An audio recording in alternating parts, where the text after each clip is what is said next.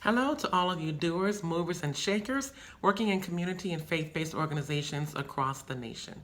My name is Edie Criddle, also known as the Community Lady, and I'm happy to share tips and just general things that I wish I'd known during my 20 plus years serving the community and also creating and operating a nonprofit organization.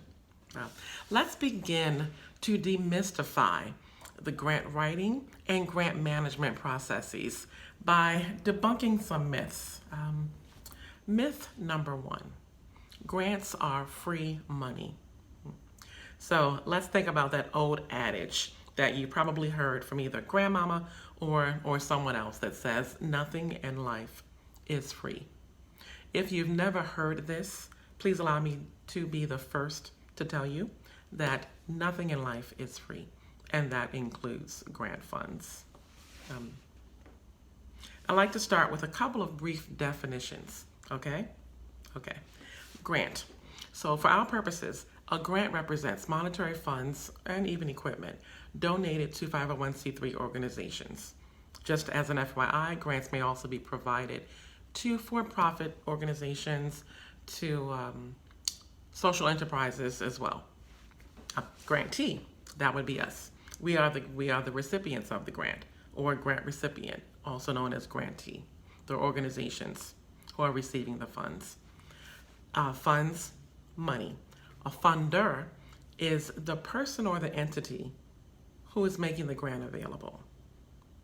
And grants, funds, or monetary grants, they are designated under the categories of either restricted funds or unrestricted funds.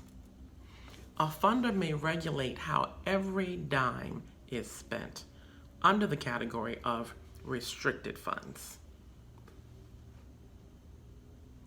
So restricted funds, they're outlined in the budget that either you submit within your proposal, or sometimes the funder may actually say, here's the budget I want you to follow for the work you're doing. So how you spend these funds is regulated literally line item by line item. Any proposed change in the projected spending or even in the budget that they've given you must be submitted in writing for approval by the funder. If for some reason that money is spent outside of the budget and it hasn't been approved, guess what? You personally or the organization may even have to return that money. Ooh, I thank God that has never, ever happened to us. But I implore you to never put yourself in that position. And by the way, never, ever, ever give back money. You know, talking about you were able to catch a sale or something. No, don't give back grant funds. If you even believe that you have some surplus funds in a grant, which there should be no such thing. But if you think you have that, call me. Call me. No, seriously, find a way to spend those funds in alignment with the grant. And if you need to talk to that program officer, just call them and do so. Be as transparent as you can, but also be as creative as you can, and making certain that you're spending grant dollars and that you have adequately projected the need for those dollars in your initial proposal. So we've gone over restricted grants. Conversely, unrestricted grants or unrestricted funds may be used to support any legal nonprofit operating expense, any of them. Salaries, your program, your travel, equipment, consultants, etc. Anything that's legally covered under the nonprofit structure within your federal guidelines and also in your state guidelines, you can spend it on and your overall organizational budget. So, are you counting the costs yet? Grant funds are not free money. It costs you something. And there are strings attached.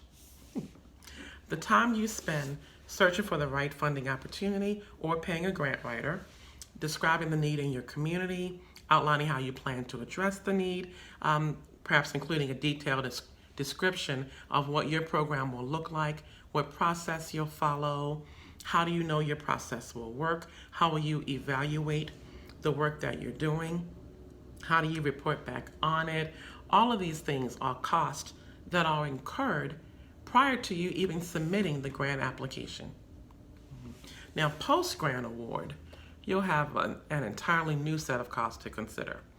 Possibly submitting monthly or quarterly reimbursement requests, drafting your progress and final reports, facilitating site visits, etc. And then, all this is on top of actually running the program.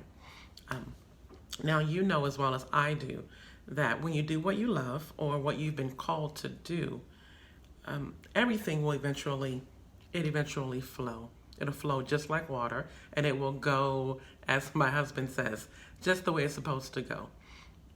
So I am believing that if this is your first time doing this, I really just wanted you to know and to, prayerfully take from my experience all of these tips and use it as you will. I do have a challenge for you. Today's challenge, I feel like I need a drum roll or a flashboard or something, but today's challenge. Grab a piece of paper, create 2 columns. Title the column on the left, Pre-Grant Award.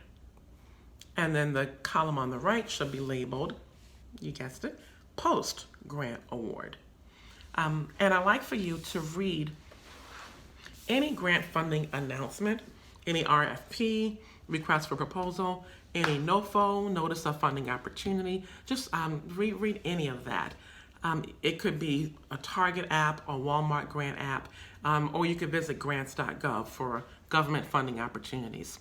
After you have thoroughly read the announcement, make a list of the cost you will incur, your organization, will incur in association with the grant.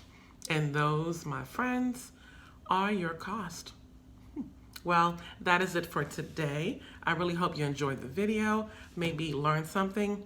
If you have questions or topic suggestions, please leave them below. Don't forget to hit subscribe. Until next time, keep doing what you do, keep moving things around, and keep shaking things up in your community. Peace. Working in community, no place I'd rather be. Working in community, lifting, loving, setting free. Don't know where